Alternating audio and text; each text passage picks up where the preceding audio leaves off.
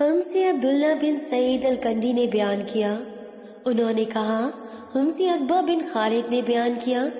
انہوں نے کہا ہم سے عبید اللہ نے بیان کیا،